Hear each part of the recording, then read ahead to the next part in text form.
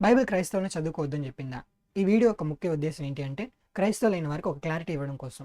ఇప్పుడు లోక జ్ఞానాన్ని దేవుడు వెరితనం అని అన్నాడు కదా! ఎందుకు మీ పిల్లల్ని చదివిస్తున్నారు అని గనుక ఎవరైనా మనల్ని ప్రశ్న అడిగితే, మనం సమాధానం చెప్పలేక తెల్ల మొహం వేస్తూ ఉంటాం.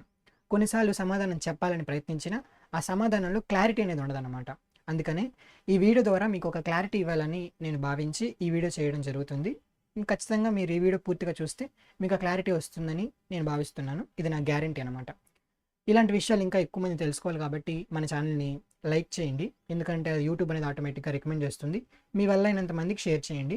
సబ్స్క్రైబ్ చేసుకోండి. ఎందుకంటే ఇలాంటి మరెన్నో విషయాలను మీరు ఇంకా తెలుసుకోవాలి కాబట్టి సబ్స్క్రైబ్ చేసుకోవడం మాత్రం మర్చిపోకండి. మనం ఎన్నో ఛానల్‌ని సబ్స్క్రైబ్ చేసుకుంటూ ఉంటాం. మన టైం వేస్ట్ చేసేవి. కానీ ఈ ఛానల్‌ని మీరు సబ్స్క్రైబ్ చేసుకున్నారనుకోండి, కొన్ని మంచి విషయాలు తెలుసుకోవడానికి అది మీకు ఉపయోగపడుతుంది.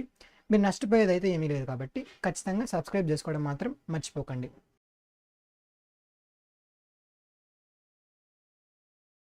ఇక్కడ నుంచి మీరు చాలా జాగ్రత్తగా వినాలన్నమాట. ఎందుకంటే ఇప్పుడు నేను చెప్పాలనుకుంటున్న విషయం ఏంటి అంటే, జ్ఞానం అనేది వేరు, విద్య అనేది వేరు. జ్ఞానం వేరు, విద్య అనేది వేరు. ఈ విషయాన్ని మీకు అర్థం చేపించడానికి నేను ప్రయత్నిస్తున్నాను. ఒక జ్ఞానం ఉన్న వ్యక్తి అతను జ్ఞాని, అతని దగ్గర జ్ఞానం ఉంది అని అనిపించుకోవాలంటే 2 మార్గాలున్నాయి. చూడండి 2 మార్గాలున్నాయి. ఒకటి విద్య, 2 అనుభవం. అనుభవం ద్వారా సంపాదించుకున్న జ్ఞానాన్ని అనుభవ జ్ఞానం అని అంటారు.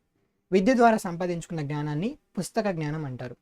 అర్థం అవ్వడానికి ఎగ్జాంపుల్, సొలొమోను గారి గురించి మీరు ఆలోచించారనుకోండి, దేవుడు అతనికి విద్యా జ్ఞానాన్ని దయచేస్తాడు. కానీ ఆయన చనిపోయే లోపల అనుభవ జ్ఞానాన్ని సంపాదించుకొని చనిపోయేటప్పుడు ఒక పరిపూర్ణమైన జ్ఞానిగా మరణిస్తాడు.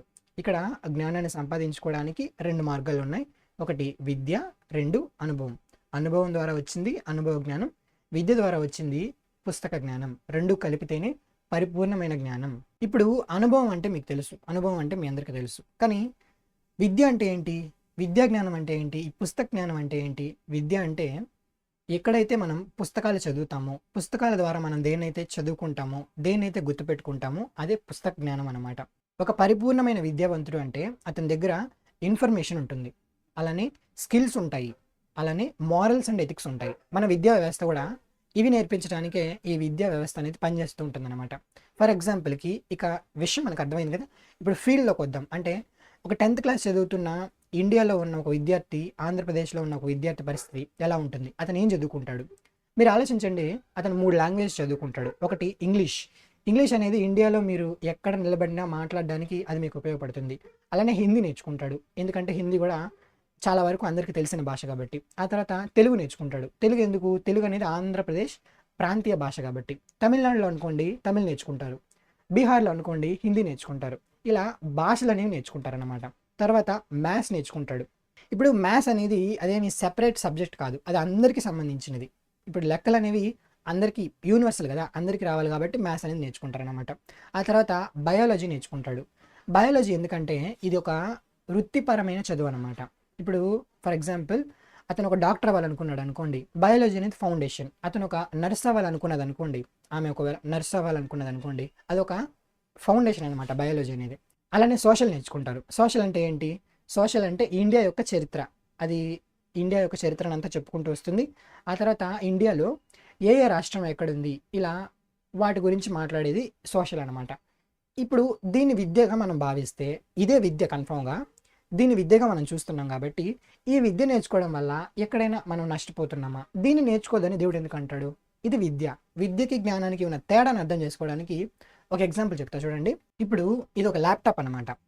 విద్యావంతుడు అయితే ఏం చేస్తాడంటే, విద్యావంతుడు ల్యాప్టాప్ని ఎలా వాడాలో తెలుసుకుంటాడు. ఫర్ ఎగ్జాంపుల్ విద్యావంతుడు అతని అవసరాన్ని బట్టి ల్యాప్టాప్ని వాడుకొని తర్వాత క్లోజ్ చేసి దాన్ని పక్కన పెట్టేస్తాడు. విద్యావంతుడికి ఉన్న పరిధి అది. కానీ జ్ఞానవంతుడు ఏం చేస్తాడు?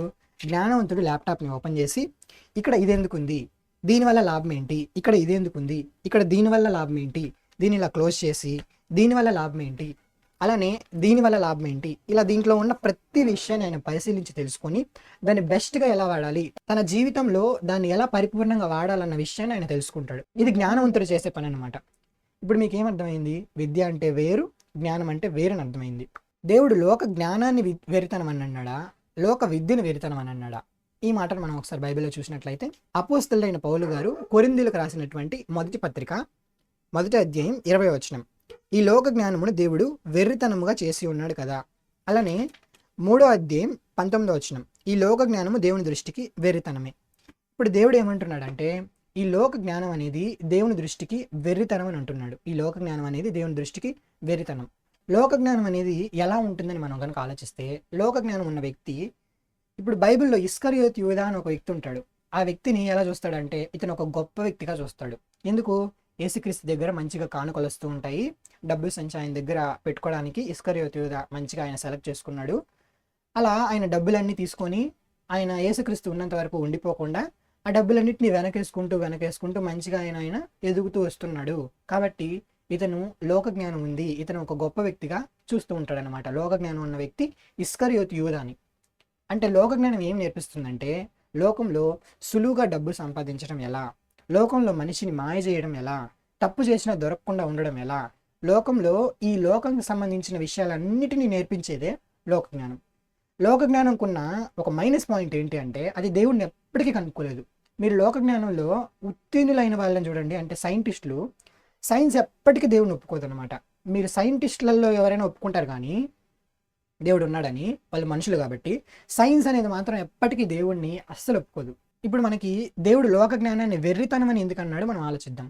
ఇప్పుడు వెర్రి వాళ్ళు, పిచ్చి వాళ్ళు దాదాపు ఒక దగ్గర పదం అనమాట. వాళ్ళు ఎలా ఉంటారు? వాళ్ళలో ఉన్న వెర్రి ఏంటి అంటే, ఆలోచన లేకుండా, నిజానిజాలు తెలియకుండా, వాళ్ళు ఏం చేస్తున్నారో వాళ్ళకే తెలియకుండా చేసే వాళ్ళని వెర్రి వాళ్ళు అని అంటారు.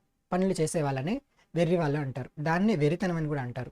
ఈ లోక జ్ఞానం నువ్వు ఎంతైనా సంపాదించుకో, ఎక్కడికైనా వెళ్ళు, డబ్బులన్నీ కూడబెట్టుకో, అదంతా దానికి ఒక మీనింగ్ లేదనమాట. ఎందుకంటే అంతా వదిలి వెళ్ళిపోతాం కాబట్టి. ఇప్పుడు మీకు విద్య వేరు, లోక జ్ఞానం వేరు వేరని అర్థమైందనమాట. ఇప్పుడు మనం వీడియో క్లైమాక్స్లోకి వస్తున్నాం, అంటే వీడియో ఎండింగ్లోకి వస్తుంది. ఇప్పుడు విషయం ఏంటి అంటే, మన జీవితానికి మనం ఒక ఇల్లు కట్టాలనుకోండి. ఆ ఇంటికి ఏమేం కావాలి? ఫౌండేషన్ కావాలి, తర్వాత గోడలు కావాలి, తర్వాత టాప్ కావాలి. ఇది మన జీవితానికి విద్య అనేది ఒక ఫౌండేషన్ లాంటిది. ఇప్పుడు లోకంలో ఉన్న వాళ్ళు వాళ్ళ ఫౌండేషన్ ఏం చేసుకుంటారు? నార్మల్ విద్య, బడి చదువులే విద్యగా చేసుకుంటారు. కానీ క్రైస్తవులైన మనం ఏం చేయాలి? బడికి వెళ్తూనే ఆ తర్వాత మనం దైవ జ్ఞానాన్ని కూడా, దైవ విద్యను కూడా, బైబిల్ని కూడా పూర్తిగా మనం ఫౌండేషన్గా వేసుకోవాలి. అప్పుడు మన ఫౌండేషన్ అనేది స్ట్రాంగ్గా పడిపోతుంది అనమాట. ఇప్పుడు గోడలు కట్టాలి కదా, గోడలు అనేది అనుభవం లాంటివి. టాప్ ఉంటుంది కదా, టాప్ అనేది చాలా ముఖ్యం. ఎందుకంటే ఏదైనా సమస్యలు వచ్చాయనుకోండి, వర్షం పడింది అనుకోండి, సుడిగాలు వచ్చింది అనుకోండి, అవన్నీ వచ్చాయనుకోండి, టాప్ లేకపోతే ప్రాబ్లం కదా. ఈ టాప్ అనేది చాలా ముఖ్యమైనది కదా. లోక జ్ఞానం ఉన్న వ్యక్తి విద్య అనేది ఫౌండేషన్గా చేసుకున్నాడు, అనుభవం అనేది గోడలుగా కట్టుకుంటున్నాడు. ఇప్పుడు టాప్ అనేది లోక జ్ఞానాన్ని ఆయన గనక తన జీవితంలో తెచ్చుకున్నాడు అనుకోండి, అది ఒక రేకులేసిన టాప్ లాంటిది. దాని తర్వాత ఇంకో ఏమీ ఉండదన్నమాట. ఇంకో ఫ్లోర్ కట్టుకోవడానికి అవకాశం ఉందా? లేదు. కానీ ఎప్పుడైతే నువ్వు దైవ జ్ఞానాన్ని సంపాదించుకుంటావో, విద్యా జ్ఞానాన్ని ఫౌండేషన్గా వేసుకొని, దైవ విద్యను ఫౌండేషన్గా వేసుకొని, అలా అనుభవాన్ని పెంచుకుంటూ ఎప్పుడైతే నువ్వు దైవ జ్ఞానంలో ఎదుగుతావో, అప్పుడు నీ టాప్ అనేది ఎలా ఉంటుంది? అదొక సిమెంట్తో స్ట్రాంగ్గా కట్టిన స్లాబ్ లాగా ఉంటుందన్నమాట. సిమెంట్తో స్ట్రాంగ్గా కట్టిన స్లాబ్.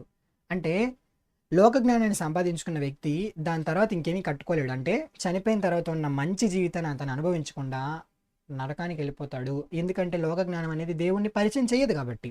కానీ దైవ జ్ఞానం అనేది ఏం చేస్తుందంటే, ఇంకో ఫ్లోర్ కట్టుకోవడానికి, అంటే చనిపోయిన తర్వాత ఉన్న మంచి జీవితాన్ని అనుభవించడానికి అది మనకు ఉపయోగపడుతుంది. ఇప్పుడు మీకు లోక జ్ఞానానికి, దైవ జ్ఞానానికి తేడా తెలిసింది. మీకు విద్యకి, లోక జ్ఞానానికి తేడా తెలిసింది. విద్య నేర్చుకోవడంలో తప్పు లేదు. విద్య అంటే అది అవసరం అనమాట. ఇప్పుడు వేరే దేశానికి మీరు వెళ్ళినా ఆ ప్రాంతంలో ఉన్న భాష మీరు నేర్చుకోవాలి, అది కూడా విద్యే. ఇప్పుడు యేసుక్రీస్తు గారు భూమి మీదకి వచ్చారు, ఆయన వడ్రంగి పనిచేశారు, అదొక విద్య. అలాగే పౌలు గారు డేరాలు కొట్టేవారు, అదొక విద్య. విద్య నేర్చుకోవడంలో తప్పే లేదు. కానీ లోక జ్ఞానం ఏదైతే ఉందో అది తప్పు. లోక జ్ఞానం వెర్రితనం, అది దేవుణ్ణి ఎప్పటికీ పరిచయం చెయ్యదనమాట. దైవ జ్ఞానం తెలుసుకున్న వ్యక్తికి, లోక జ్ఞానం తెలుసుకున్న వ్యక్తికి తేడా ఒకసారి ఆలోచించి క్లోజ్ చేసుకుందాం. అదేంటి అంటే, లోక జ్ఞానం తెలుసుకున్న వ్యక్తి ఈ జీవిత సంబంధమైన విషయాల కోసం ఆలోచిస్తూ ఉంటాడు కాబట్టి అతను ఎక్కువ భయపడుతూ ఉంటాడనమాట. కానీ దైవ జ్ఞానం తెలుసుకున్న వ్యక్తి ఈ జీవితంలో అతనికి రేపటి కోసం చింత ఉండదు, ఎవరికి భయపడ్డు, చనిపోతామన్న భయము, దిగులు ఏమీ ఉండదన్నమాట. ఎందుకంటే అతను దేవుని ఆజ్ఞలన్నింటినీ పాటిస్తూ ఉంటాడు. అతని భక్తి అతనికి ధైర్యాన్ని పుట్టిస్తూ ఉంటుంది. అతని నిరీక్షణ చాలా గొప్పగా ఉంటుందన్నమాట. లోక జ్ఞానం తెలుసుకున్న వ్యక్తి అయినా సూసైడ్ చేసుకొని చనిపోతాడేమో కానీ, దైవ జ్ఞానం తెలుసుకున్న వ్యక్తి మాత్రం ఎప్పటికీ చనిపోవాలన్న ఆలోచనతోనే ఉండడనమాట. లోక జ్ఞానం తెలుసుకున్న వ్యక్తికి, దైవ జ్ఞానం తెలుసుకున్న వ్యక్తికి చాలా తేడా ఉంది. ఇతను అనుభవించేది ఒక అత్యంత చిన్న బ్రతుకు. ఇతనికి తెలిసింది కేవలం కొంతే. కానీ దైవ జ్ఞానాన్ని సంపాదించుకున్న వ్యక్తి జీవితం మాత్రం చాలా అద్భుతంగా ఉంటుంది. చాలా హ్యాపీగా ఉంటాడు. ఎన్ని కష్టాలున్నా, ఎన్ని శ్రమలున్నా, ఎన్ని బాధలున్నా, ఏది లేకపోయినా కూడా అతను సంతోషంగా ఉండడం నేర్చుకుంటాడు. కారణం అతనితో దేవుడు ఉంటాడు కాబట్టి. ఇప్పుడు మీ దగ్గరకొస్తే మీరందరూ మీ పిల్లలకి మంచి ఫౌండేషన్ వేస్తున్నారు. లోక విద్యను నేర్పిస్తున్నారు. బాగుంది. మరి దైవ విద్య ఎక్కడ? లోక విద్యను నేను నేర్పించొద్దన్నా మీరు నేర్పిస్తారు. ఎందుకంటే లోకంలో వాడు బతకాలి కాబట్టి, వాడు ఏదో ఒక ఉద్యోగం చేసుకొని డబ్బులు సంపాదించాలి కాబట్టి. No problem. మరైతే దైవ విద్యను ఎక్కడ నేర్పిస్తున్నారు? చాలామంది దైవ విద్య నేర్పించట్లేదు కదా! దైవ విద్యను నేర్పించండి. అప్పుడే అతని ఫౌండేషన్ అనేది బలంగా ఉంటుందన్నమాట. ఇక అతని అనుభవం ఆటోమేటిక్‌గా పెరుగుతుంది. ఇప్పుడు టాప్ కోసం ఆలోచిస్తే, మీ పిల్లలు లోక జ్ఞానం తెచ్చుకోవాలి, లోక జ్ఞానంలో గొప్పవాళ్ళుగా ఉండాలని గనక మీరు ఆలోచిస్తే, అతనికి మీరు ఏం చేస్తున్నట్టు? రేకులేసిన టాప్ వేస్తున్నట్టనమాట. ఒకవేళ మీరు గనక దైవ జ్ఞానంలో మీ పిల్లల్ని పెంచగలిగితే, అతనికి మీరు మంచి స్లాబ్ వేస్తున్నట్టు. దానిపైన ఇంకో ఫ్లోర్ అంటే చనిపోయిన తర్వాత ఇంకో బతుకు ఉంటుందన్నమాట. దాంట్లో కూడా అతను హ్యాపీగా ఉంటాడు. కాబట్టి మీరేం చేస్తున్నారన్న విషయాన్ని మీరు ఆలోచించుకోండి. మీకు సమాధానం ఎలా చెప్పాలో అర్థమైందని నేను భావిస్తున్నాను. ఒకవేళ మీకు అర్థం కాకపోతే మళ్ళీ వీడియోని చూడడానికి ప్రయత్నించండి. మీకు ఏమైనా డౌట్లు ఉంటే కామెంట్ చేయండి. నేను వీలైనంత వరకు రిప్లై ఇవ్వడానికి ప్రయత్నిస్తాను. ఎక్కువ విషయాలు చెప్పడానికి వీడియో లెంత్ అయిపోతుందన్న ఆలోచన తప్ప మరేమీ లేదు. అందుకే కొన్ని విషయాలను అక్కడ కట్ చేశాను తప్ప దాన్ని డీటెయిల్గా ఎక్స్ప్లెయిన్ చేయలేదన్నమాట. Thank you.